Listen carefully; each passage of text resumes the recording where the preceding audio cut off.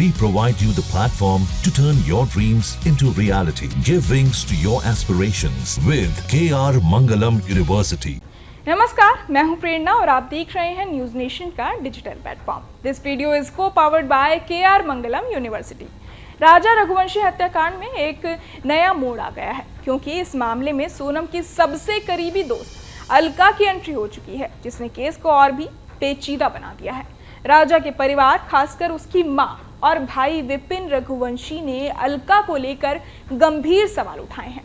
विपिन का दावा है कि अलका सोनम की बेहद करीबी और भरोसेमंद दोस्त है, और अगर ऐसा है तो उसे सोनम और उसके कथित प्रेमी राज कुशवाहा के रिश्ते के बारे में भी जानकारी जरूर होगी।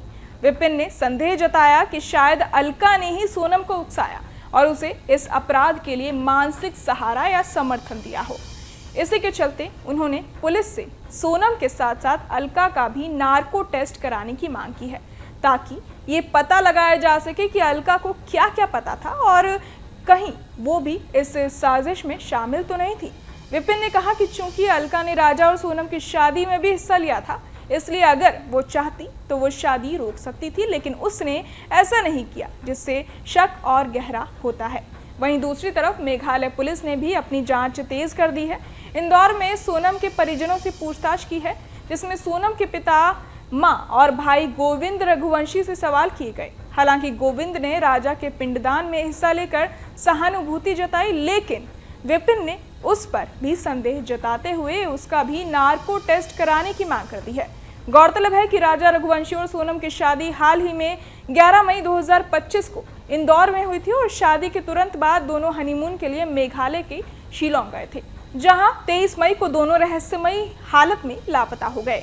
इसके बाद 2 जून को राजा का शत विक्षत शव चेरापूंजी के वेई सोडोंग वाटरफॉल के पास एक गहरी खाई में मिला।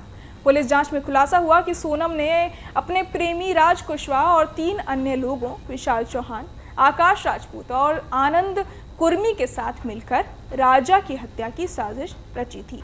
सभी आरोपी अब पुलिस हिरासत में हैं। पुलिस ने यह भी बताया कि हत्या के बाद सोनम इंदौर में 17,000 रुपए महीने किराए पर लिए गए एक फ्लैट में छिपी रही, जिसे विशाल चौहान ने 30 मई को किराए पर लिया था। वहां से सोनम ने अपने मोबाइल और सिम कार्ड तोड़ डाले, ताकि किसी तरह के इलेक्ट्रॉनिक सबूत ना बचें।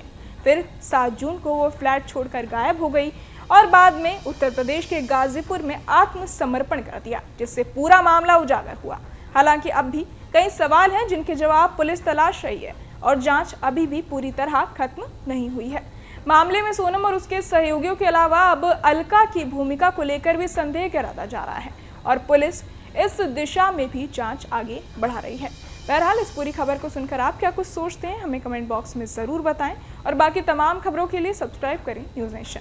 जहां भक्ति है हर शब्द में, कथाओं में छुपे हैं दिव्य रहस्य, और ज्योतिष देता है जीवन को दिशा। धर्म से जुड़ी हर बातों को जानने के लिए हमारे चैनल स्तुति को सब्सक्राइब करें।